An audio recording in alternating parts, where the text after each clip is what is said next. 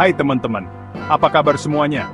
Pernah kepikiran gak sih, ada berapa banyak aturan dalam hidup kita? Aturan-aturan ini ada di mana-mana loh. Di rumah ada aturan, di sekolah ada aturan, main game pun ada aturannya. Setiap tempat punya aturan yang berbeda. Di Indonesia, aturan-aturan ini disebut peraturan perundang-undangan, atau singkatnya, hukum. Hukum ini dibuat untuk mengatur kehidupan kita sehari-hari. Mungkin kedengarannya membosankan, tapi percayalah, hukum itu penting banget. Tanpa hukum, kita nggak akan tahu apa yang boleh dan tidak boleh dilakukan. Kenapa? Karena hukum menjaga semua berjalan adil dan teratur. Hukum membantu kita hidup dengan damai dan harmonis. Bayangkan dunia tanpa aturan, pasti kacau balau. Semua orang akan melakukan apa yang mereka mau tanpa memikirkan orang lain. Jadi mengerti hukum itu penting banget loh. Dengan memahami hukum, kita bisa hidup lebih baik dan terhindar dari masalah. Kayak kita tahu cara main game yang benar. Kalau kita tahu aturannya, kita bisa main dengan lebih seru dan adil. Kita kan nggak mau kena masalah, iya kan? Dengan mengikuti aturan, kita bisa menghindari banyak masalah. Lagi pula, tahu hak dan kewajiban kita sebagai warga negara, itu bikin kita lebih percaya diri. Kita jadi tahu apa yang bisa kita lakukan, dan apa yang harus kita hindari. Nah, sekarang kita bahas jenis-jenis hukum di Indonesia. Di negara kita, hukum memiliki beberapa tingkatan yang berbeda, masing-masing dengan peran dan fungsinya sendiri. Ibaratnya seperti tangga, yang paling penting ada di tingkat paling atas. Setiap tingkat memiliki peran yang unik dan penting dalam menjaga ketertiban dan keadilan. Di puncaknya ada Undang-Undang UU, bosnya para hukum. UU ini adalah dasar dari semua peraturan lainnya, dan mengatur hal-hal yang sangat penting. UU mengatur hal-hal penting seperti pendidikan, kesehatan, dan hak asasi manusia. Tanpa UU, kita tidak akan memiliki panduan yang jelas untuk hal-hal mendasar ini. Lalu ada peraturan pemerintah, ibaratnya manajer. PP ini membantu menjelaskan dan mengimplementasikan UU dengan lebih rinci. PP menjelaskan lebih detail tentang cara menjalankan UU. Ini seperti panduan operasional yang memastikan UU dapat diterapkan dengan efektif.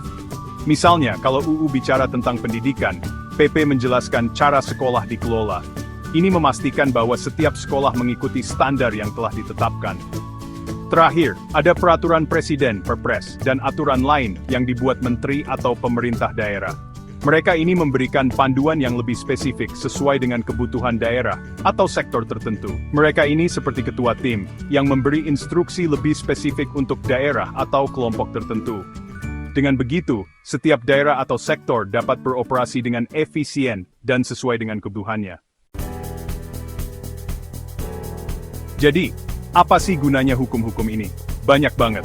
Pertama, hukum mengatur perilaku kita. Contohnya aturan lalu lintas. Aturan ini memberitahu kita kapan harus berhenti, kapan boleh jalan, dan seberapa cepat kita boleh berkendara. Tanpa aturan, jalanan bisa berbahaya. Kedua, hukum melindungi kita. Ada hukum yang melarang mencuri, menyakiti orang lain, atau merusak barang. Hukum ini membuat semua orang merasa aman. Ketiga, hukum menjadi kerangka kerja agar pemerintah bisa bekerja dengan baik. Hukum menentukan cara memilih pemimpin, cara mengambil keputusan, dan cara negara kita dijalankan. Bagian 4, hukum yang kita lihat sehari-hari.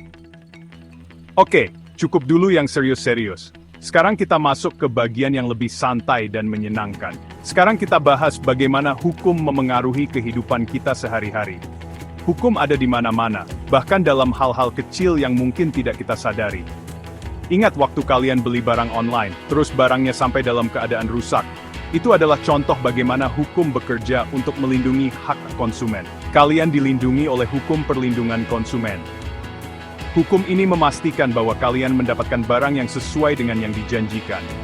Atau saat kalian ke rumah sakit dan dirawat, meskipun uang kalian nggak banyak. Itu berkat hukum kesehatan. Hukum ini memastikan bahwa semua orang mendapatkan perawatan medis yang layak. Hal-hal sederhana seperti naik motor juga diatur oleh hukum. Hukum lalu lintas ada untuk memastikan keselamatan kita di jalan.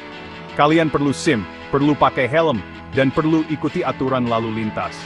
Semua ini adalah bagian dari upaya untuk menjaga keselamatan kita. Semua hukum ini ada untuk menjaga amanan kalian dan orang lain di jalan. Jadi meskipun kadang kita merasa hukum itu merepotkan, sebenarnya hukum ada untuk melindungi kita semua. Bagian 5, hukum membuat perbedaan. Jadi, hukum mungkin terkesan membosankan, tapi sebenarnya hukum berperan besar dalam hidup kita. Sadar atau tidak, hukum menjaga keamanan kita, melindungi hak-hak kita, dan memastikan masyarakat berjalan lancar. Makanya, penting untuk tahu hukum yang berlaku di negara kita. Bukan berarti harus hafal semua aturan, tapi cukup pahami prinsip dasarnya dan bagaimana hukum diterapkan dalam kehidupan sehari-hari. Ayo, kita jadi warga negara yang bertanggung jawab dan belajar lebih banyak tentang hukum. Lebih menarik daripada yang kalian bayangkan deh.